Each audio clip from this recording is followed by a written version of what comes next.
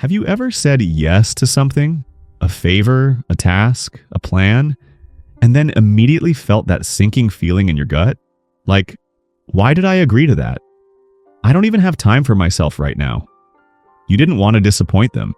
You didn't want to seem rude, or maybe you were just too scared to say the word no. If that sounds familiar, you're not alone. Saying no can feel risky, like we're letting someone down, missing an opportunity, or hurting someone's feelings. But what if I told you there's a way to say no that feels empowering instead of guilt-ridden? A way that respects both your time and the other person's feelings, without twisting yourself into knots. In today's video, we're going to break down one powerful method that will help you say no with confidence, clarity, and compassion, and start living a life that actually aligns with your values. Here's the uncomfortable truth. The reason most of us struggle to say no isn't because we're too nice. It's because somewhere along the way, we confused being helpful with being available. We think saying yes all the time makes us a good friend, a great employee, or a generous partner. But in reality, chronic people-pleasing often leaves us burned out, resentful, and spread way too thin. The problem isn't that you're impolite. The problem is that we haven't learned to recognize the value of our own time and energy.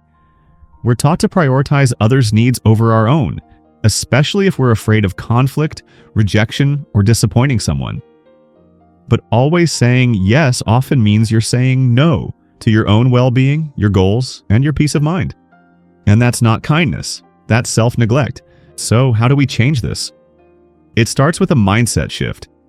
Saying no to one thing is saying yes to something more important. Let that sink in. Every time you say no to something that doesn't align with your priorities, you're actually saying yes to your health, your family, your focus, or simply your sanity. Saying no is not rejection. It's redirection. It's not about pushing people away. It's about making room for what matters most, to you. This isn't selfish, this is strategic. Because if you don't protect your time, someone else will spend it for you. Okay, so let's talk about the real game changer here. One simple, high-impact method to start saying no without guilt. The empathic no. Here's how it works, step by step. 1. Acknowledge the request, show appreciation, or validate the importance of the ask.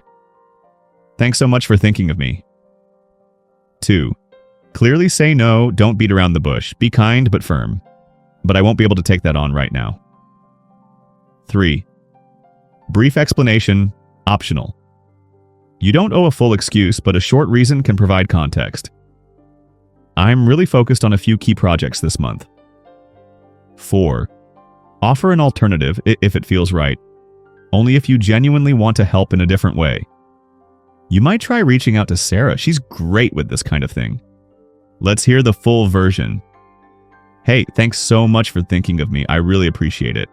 But I won't be able to take that on right now. I'm committed to a few important priorities this week. I hope you understand. Boom, respectful, clear, no guilt. You're not being mean. You're being honest and protective of your most valuable resource, your energy. Now, what happens when you start using the empathic no regularly? You start reclaiming your time. You reduce the stress that comes from overcommitting. You build stronger boundaries, which are essential for mental and emotional health. And ironically, you actually earn more respect from others. Why? Because people start to recognize that your yes actually means something. It's not automatic, it's intentional. And that makes your time and your support even more valuable. The beauty of this approach is that it doesn't just help you avoid burnout. It helps you build a life filled with what matters most, not just what others expect from you. Let's make this real. Example 1. At work. Your coworker says, "Hey, can you help me put together this deck before Friday?" You're empathic. No might sound like, "I wish I could, but I'm fully booked with client deadlines this week. I wouldn't want to commit and then drop the ball. Maybe check with Alex. He just wrapped up a similar project." Example 2. With friends. Your friend says, "Hey, we're going out Friday night. You have to come." Your response. "Thanks for the invite. That sounds fun. But I'm going to pass this time. I've had a long week and I really need a recharge night. Let's catch up soon though." In both cases, you're not ghosting. You're not making up excuses. You're simply being real and setting the tone for mutual respect. Now look, I know this isn't easy, especially if you've spent years trying to keep everyone happy.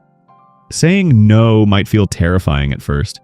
You might worry about backlash, guilt, or being seen as selfish.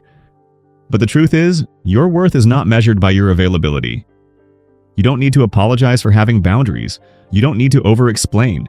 You're allowed to protect your peace. Because at the end of the day, no one else is going to build a life that supports your well-being. That job is yours.